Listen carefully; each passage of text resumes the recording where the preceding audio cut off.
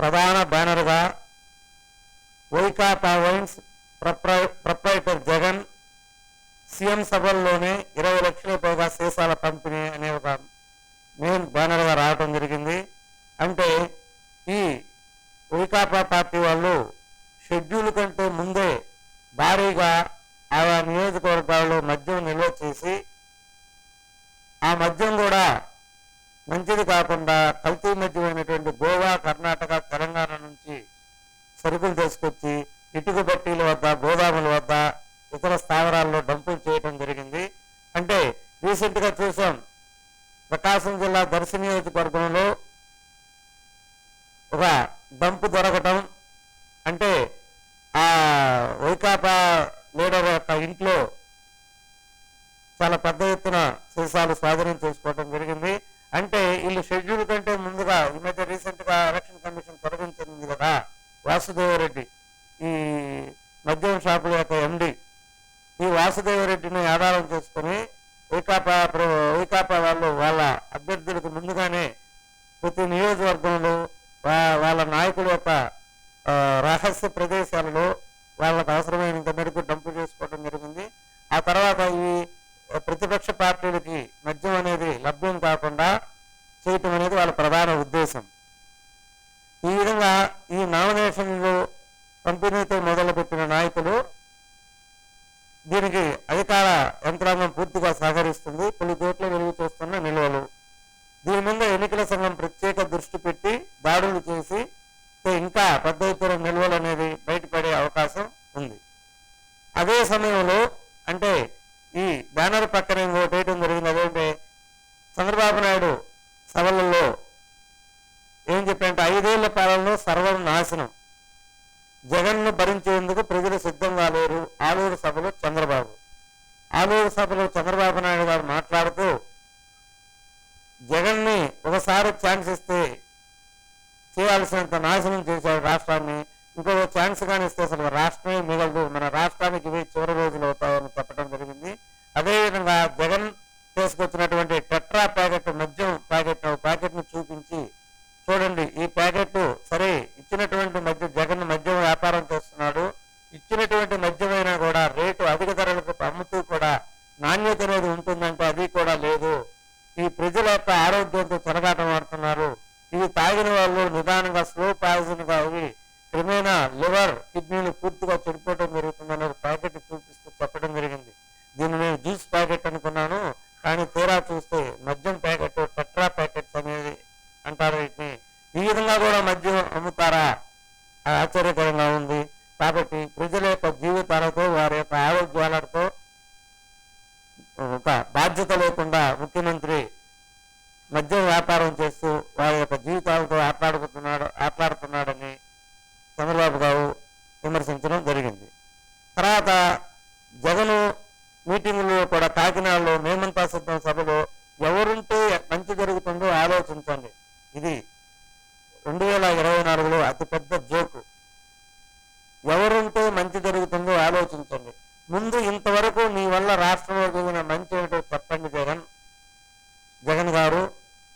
ముందు నీ వల్ల రాష్ట్రంలో ఎంత మంచి జరిగింది, ఎంత అభివృద్ధి జరిగింది, ఎంతమందికి ఉద్యోగాలు వస్తాయి, ఎన్ని పరిశ్రమలు పెట్టారు, జీడిపి రాష్ట్ర ఆదాయం ఎంత పెరిగింది, అప్పులు ఎంత పెరిగాయి, సరే వ్యక్తిగతంగా ఎవరికి ఎంత లాభం జరిగింది, మీరు ఎవరికైతే పథకాలు ఇచ్చారో ఆ పథకాల చాటున వాళ్ళ యొక్క ఆర్థిక వ్యవస్థని పూర్తిగా మీరు దెబ్బతీశారు.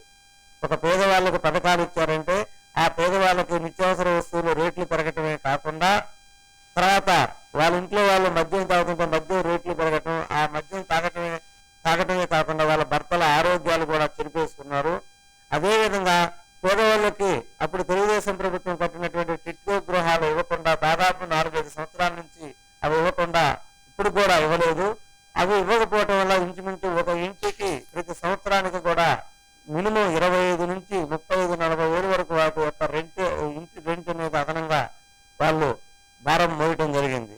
కాబట్టి దీని గురించి చెప్పాలంటే ఒక సీరియల్ మాదిరిగా దీనికి వీడియోలు చేయవచ్చు. అంటే నీ వల్ల ఎంత మంచి జరిగిందో రాష్ట్రానికి అని చెప్పాలంటే అంత మామూలు విషయం కాదు, చాలా సుదీర్ఘ ప్రాసెస్ అది. ఎందుకంటే జరగాల్సిన నష్టం ఇంకా భవిష్యత్తులోనూ ఇంతవరకు జరిగిన దానికి, ఇంతవరకు మన రాష్ట్రాన్ని పరిపాలించిన ముఖ్యమంత్రులు కానీ ఇంకా భవిష్యత్తులో ఉండబోయే ముఖ్యమంత్రులు కూడా ఎవరు కూడా మీ అంత నష్టం రాష్ట్రానికి చేయలేరు. ఇది మాత్రం సత్యం. తర్వాత ఈ election chief commissioner Mukesh Kumar Meena 3 నెలల్లో 300 కోట్ల విలువైన సొత్తు స్వాధీనం. విజిల్ ద్వారా 11,500 ఫిర్యాదులు, వాటిలో 99% పరిష్కరించాం. కోడ్ ఉల్లంఘించిన 1017 మంది వాలంటీర్లను తొలగించాం.